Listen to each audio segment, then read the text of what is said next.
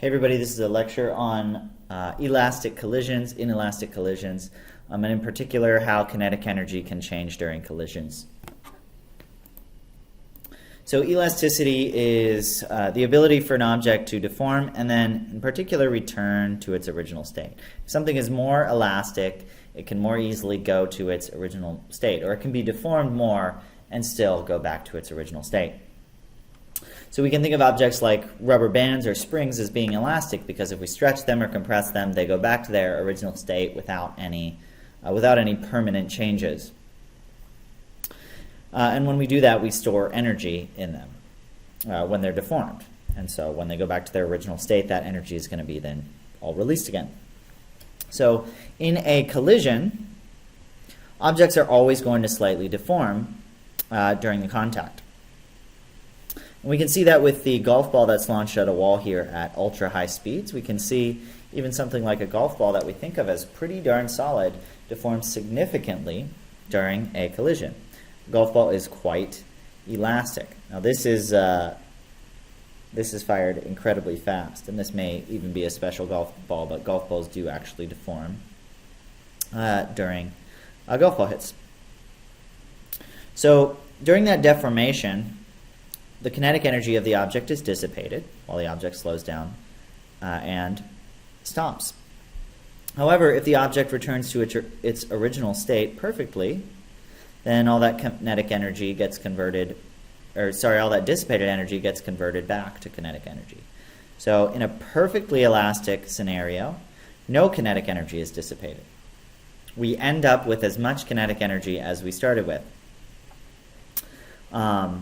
And that's called an elastic interaction. Pretty much all macroscopic collisions are inelastic, which means some kinetic energy is going to be dissipated. We lose some energy anytime two objects interact. So for example, if we drop a super ball on the ground, a 0.11 kilogram super ball for example, and we drop it from a height of 3.1 meters on a solid floor, it's not going to bounce up to the same height that it started with. It would if it kept all of its original energy, but some of that energy is dissipated in the collision. So in our case, it rebounds to a height of 2.7 meters. Our question is, what percentage of the ball's kinetic energy was dissipated in the collision? So it starts out at some height, hits the ground, and it bounces up to a new maximum height. We call it H1 and H2. So in order to figure out how much kinetic energy is lost, we need to find the kinetic energy right before the collision. I'm going to call it K1, and the kinetic energy right after the collision, K2. But we might actually also realize that because of conservation of energy during this whole falling section, from, if I call this point A, point B, and point C, from A to B, energy is conserved. So the kinetic energy at 1 is just equal to the potential energy at A, mg h1. The same logic can be used to figure out the kinetic energy 2 right after it bounces. Because energy is conserved after it leaves that ground, kinetic energy at the bottom is going to be just equal to potential energy at the top. So K2 is just going to be mg h2 through conservation of energy. So let's just calculate it. mgh, 0.11 times 9.81 times 3.1. We're getting 3.35 joules for kinetic energy 1. And K2 is 2.7 times 9.81 times 0.11. 2.91 joules. So to find out what percentage of the ball's kinetic energy is dissipated, we're going to take the dissipated energy, which is just the difference of the energies, 3.35 joules minus 2.91 joules, and divide it by the energy that we started with, which was 3.35 joules. 3.35 joules.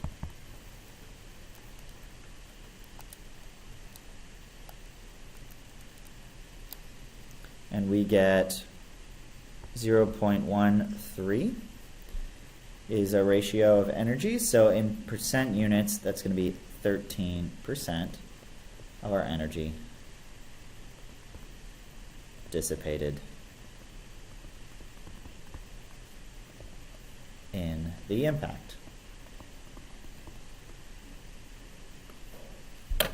So this is an inelastic collision. Better superballs are going to be more elastic, and they're going to bounce higher after each successive bounce. But that also depends on their contact with the ground and how the ground interacts, and if it dissipates any energy.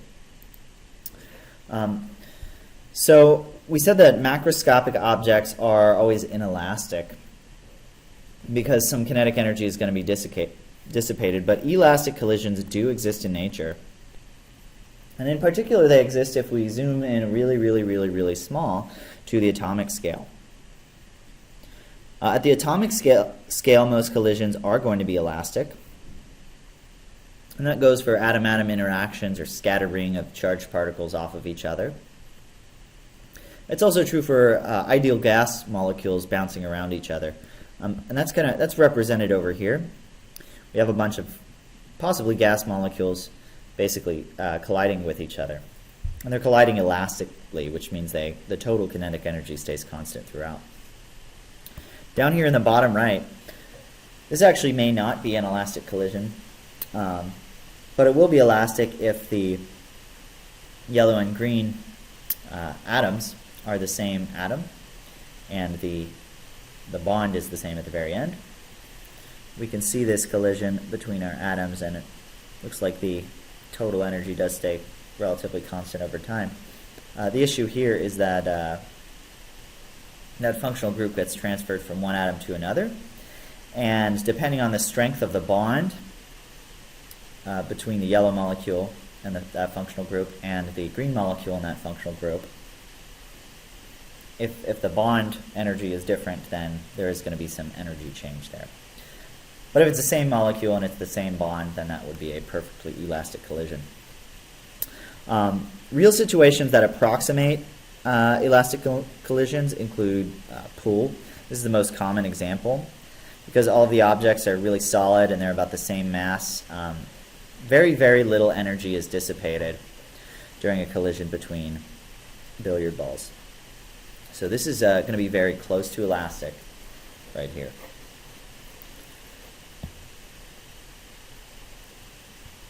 So if we do have a fully elastic collision, we can actually we can figure out what's going to happen. We know that in every collision, momentum is conserved, and so we can use our conservation of momentum equation. We need to treat it like a vector equation, of course, because momentum is a vector. And by definition, in an elastic collision, kinetic energy is conserved. So we can write a new conservation equation, conservation of kinetic energy. The initial kinetic energy of the first object plus the initial kinetic energy of the second object is the final kinetic energy of the first object plus the final kinetic energy of the second object. K1 initial, K2 initial, K1 final, K2 final. It's just another way to write it. Now this gives us a system of equations. And because we have a system of equations, we actually need less information in order to solve. If we have two equations, we can have two unknowns instead of one and still solve our system. That said, the system of equations is not generally easy to solve. It's usually pretty hard because the algebra gets pretty messy pretty quickly. But it is solvable. However, commonly during elastic collisions, we have two objects that have the same mass. And if that's the case, the momentum is just exchanged between the two objects, at least in one-dimensional collisions. We can see two examples of that up here. We have our left mass with the speed of v, our right mass with the speed of negative v over 2. After the collision, our left mass has a speed of negative v over 2. Our right mass has a speed of v. And those are really velocities. In the bottom example, our left mass initially has a speed of v, our right mass has a velocity of v over 2. After they collide, our left mass has a velocity of v over 2, our right mass has a velocity of v.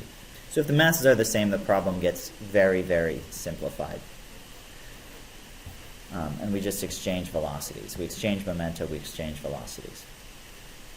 So,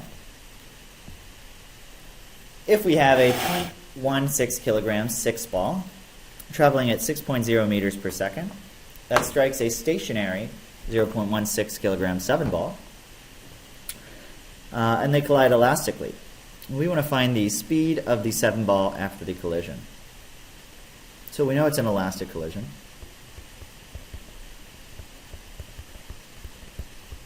And in our elastic collision, our momenta are just exchanged. So if we start out with our 6 ball going towards our 8 ball at u1 equals 6 meters per second, u2 equals 0. Maybe I'll call them 6 and 8. So our 8 ball. The masses are the same. Well, after, because it's an elastic collision and their masses are the same, our 8 ball is going to be moving with a speed of, the 8 is 6 meters per second, and our 6 ball is going to have a velocity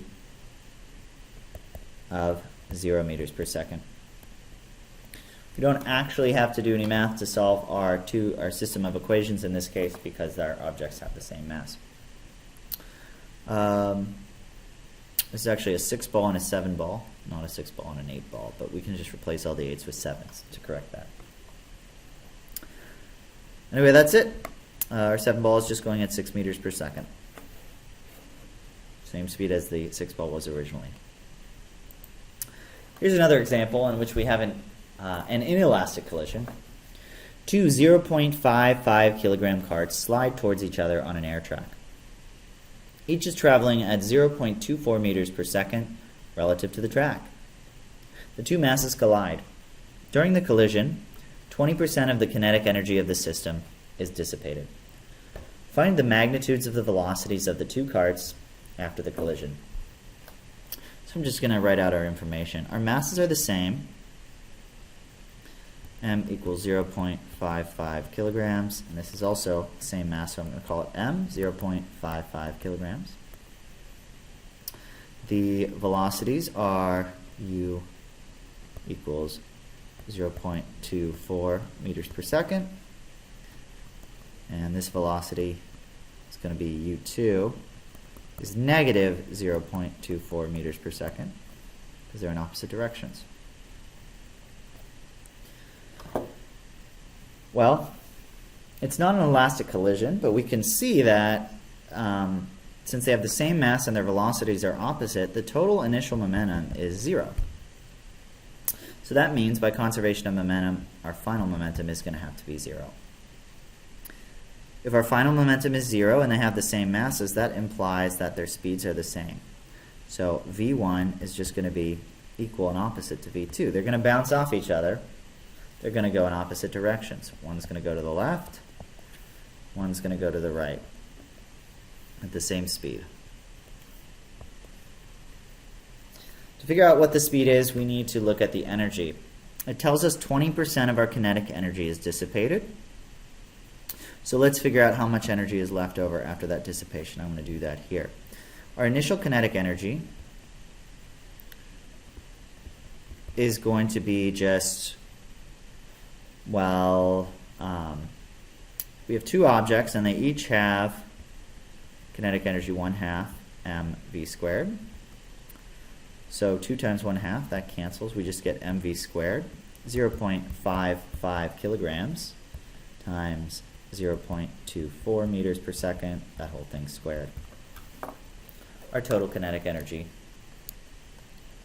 is going to be 0.24 squared times 0.55, 0.0317 joules. If 20% of that energy is dissipated, that means we're left with only 80% of that, so 0.8 times K initial, K total initial. So 0.8 times that is 0.0253 joules. It's our final kinetic energy for both. So each individual object then has half that kinetic energy. So the kinetic energy of block 1 is going to be that K total final over 2. Let's just divide both sides by 2. We get 0.01 0.0127 joules. If we want to find the speed of any object, any particular object, then we use K equals 1/2 mv squared. If we solve it for V, we get V equals the square root of 2 times kinetic energy over mass. We plug in our numbers. V is then equal to 2 times 0.0127 joules over 0.55 kilograms.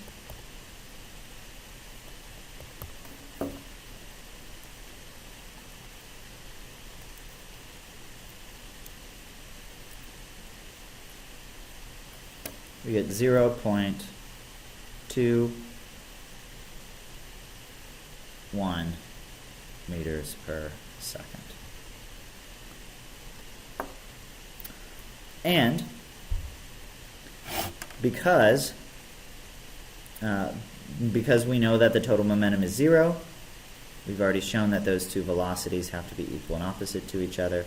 So that's going to be V1. It's also going to be negative V2. And we know all of the velocities of all of our carts.